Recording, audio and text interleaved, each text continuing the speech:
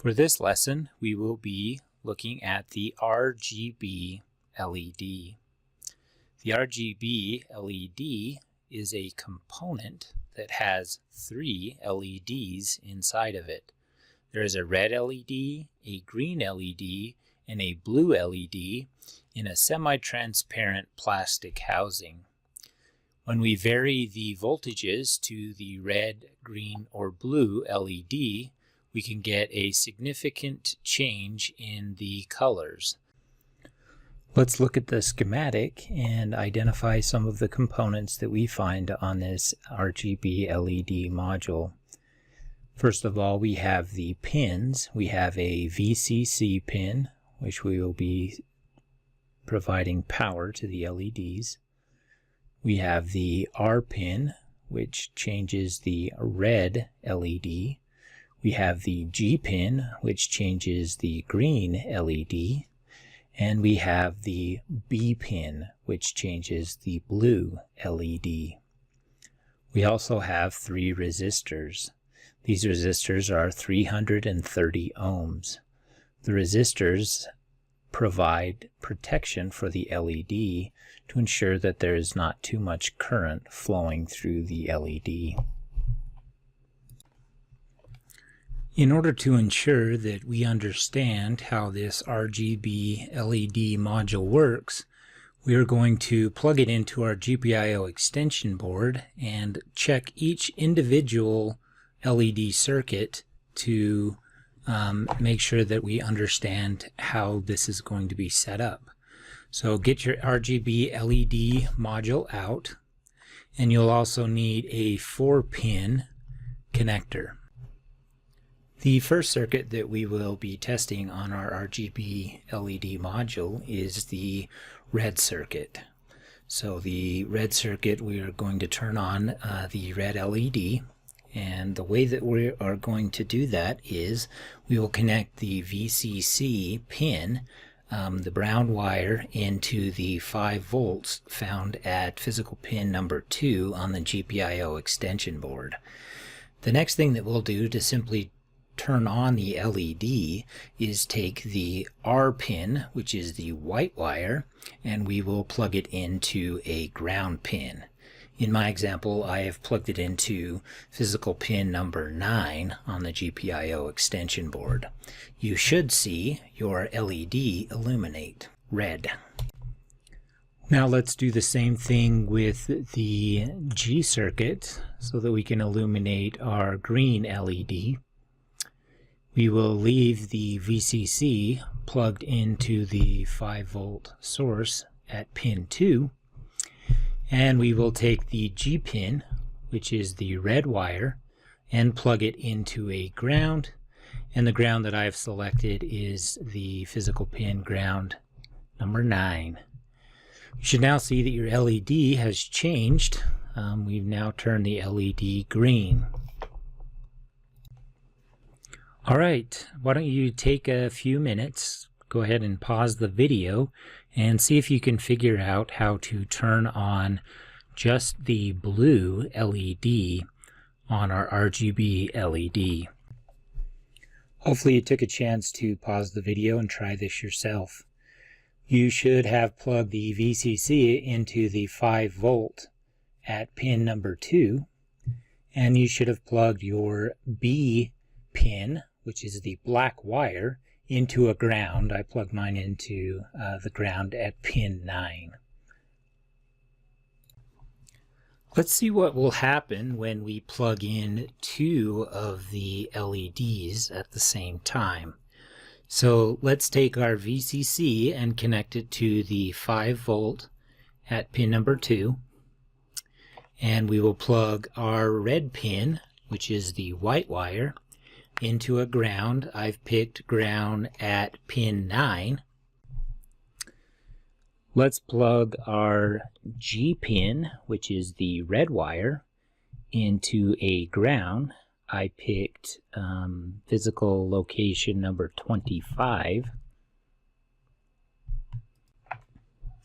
So we get a color that is kind of green. At least it looks green on the screen. On your bulb, it'll probably look a little more yellow The combination of full red and full green will give us a yellow color.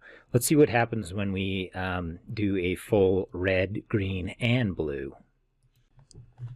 In order to have all the circuits powered on, I just need to connect the B pin, which is the black wire, to ground, and I'm just going to connect it at location pin number 39. And now we see that the LED has turned to white. Now, because of the quality of this LED, you may or may not see the individual LEDs as they're not blended in a perfect way, but this LED is a representation of a pixel. So we will stop the video here, and we're going to watch several videos that discuss the pixel and what it means to us.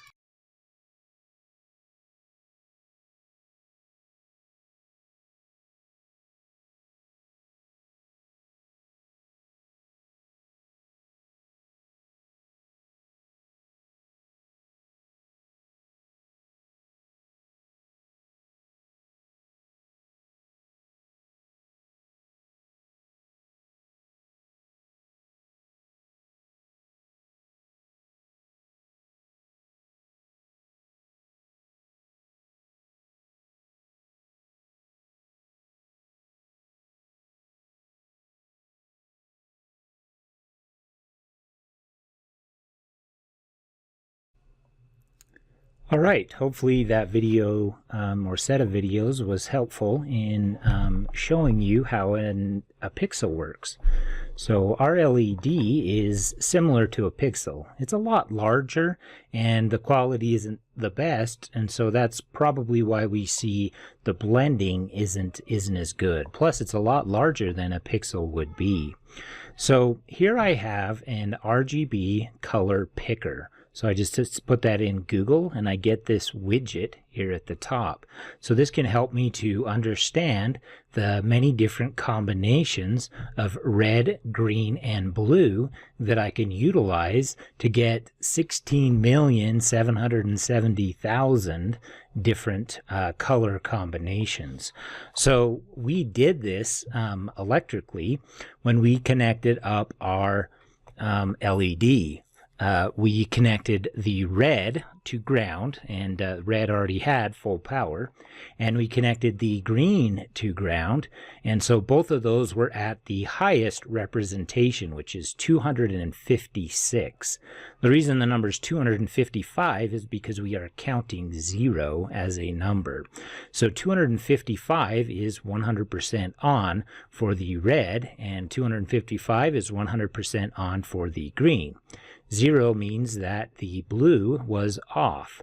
And so here we see that the color that should be represented when we turn on red and green is yellow.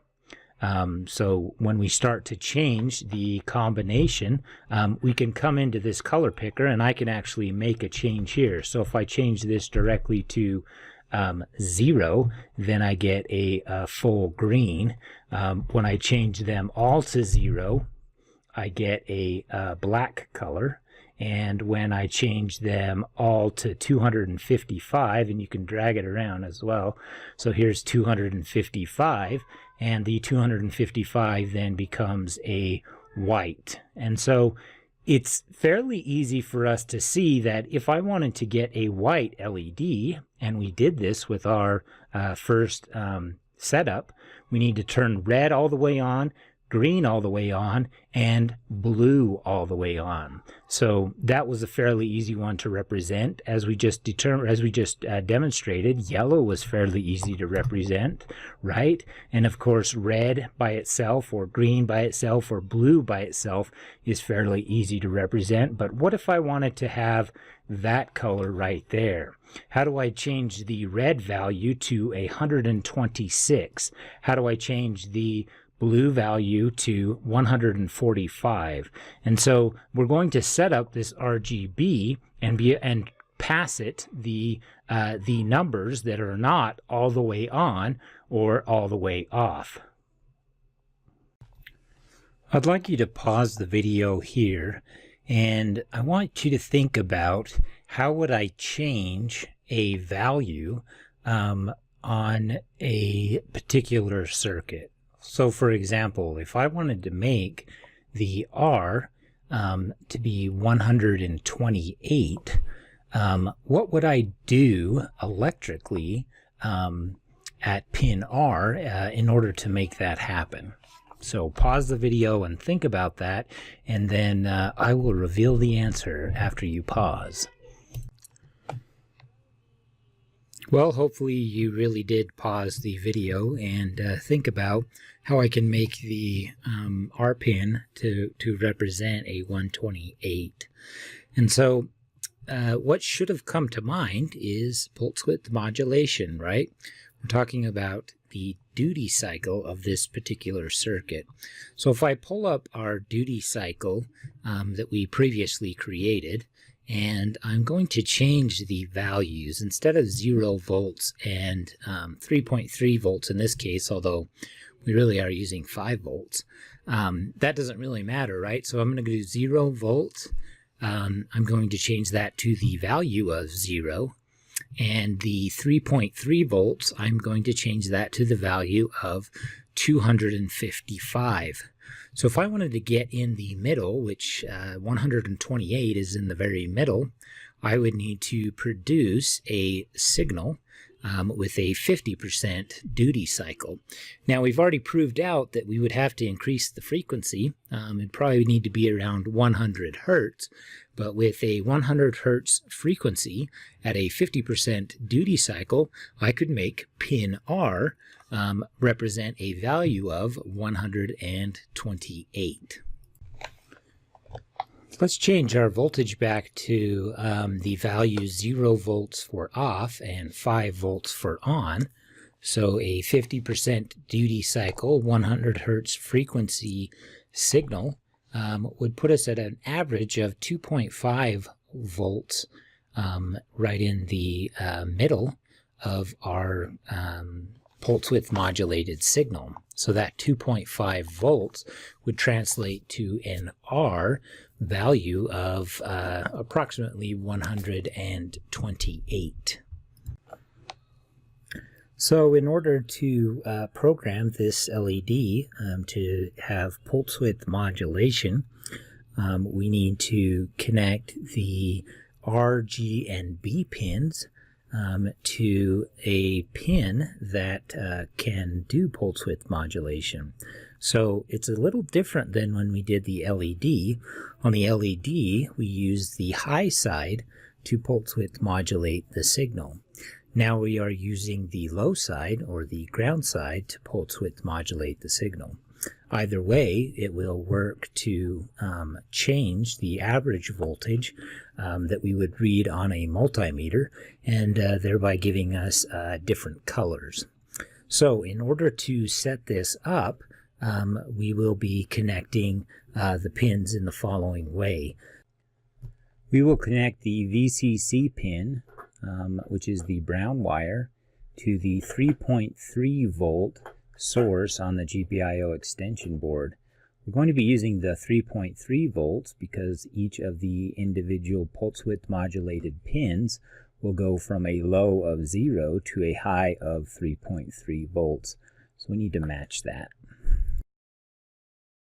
The R pin, which is the white wire, will go to the GPIO 17, which is physical pin number 11. And the red wire, which is the G pin, will connect to physical pin number 12, which is GPIO pin 18. And finally, we will connect the black wire, which is the B pin. We will connect it to GPIO 27, which is physical pin 13. This setup will allow us to pulse width modulate either the R, G, or B in a combination that allows us to change the color of the LED.